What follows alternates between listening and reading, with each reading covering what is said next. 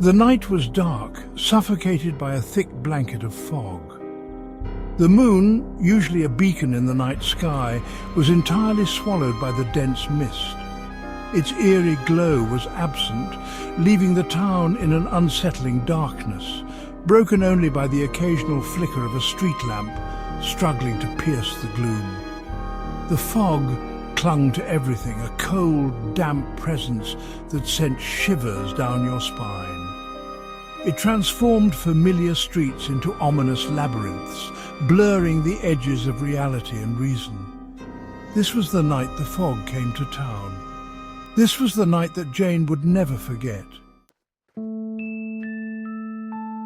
Jane hurried along the deserted street, her breath catching in her throat. Each echoing footstep sounded unnaturally loud in the stillness, amplifying her sense of unease. Her heart pounded against her ribs, a frantic drumbeat urging her onward. She clutched her bag tightly, her knuckles white against the worn leather. Jane usually loved the quiet solitude of her late-night walks, but tonight something felt different. The oppressive silence, broken only by the rustling of leaves in the wind, was unsettling. She felt a prickling sensation on the back of her neck, as if she were being watched.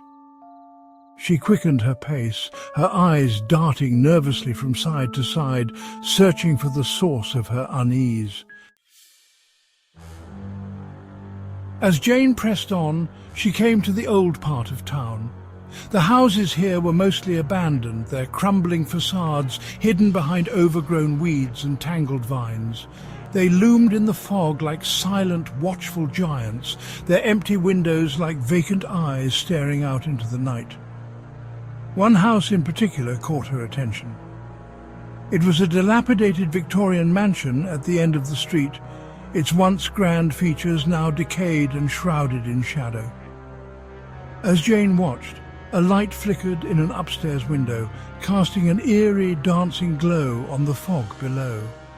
For a moment, she thought she saw the silhouette of a figure moving behind the curtain. A shiver ran down her spine. Could someone be living in that old house? Suddenly Jane heard the distinct sound of footsteps approaching behind her. They were heavy, deliberate steps, crunching on the pavement. Her heart leaped into her throat. She dared not look back, afraid of what she might see. The footsteps grew louder, closer. She risked a glance over her shoulder. A figure shrouded in fog stood at the end of the street. It was tall and imposing, its features obscured by the swirling mist. Jane's breath caught in her throat, her mind racing. Who was it? What did they want? Then a voice, low and menacing, cut through the silence. "Jane," it whispered, "we've been expecting you." Jane's blood ran cold. She was not alone.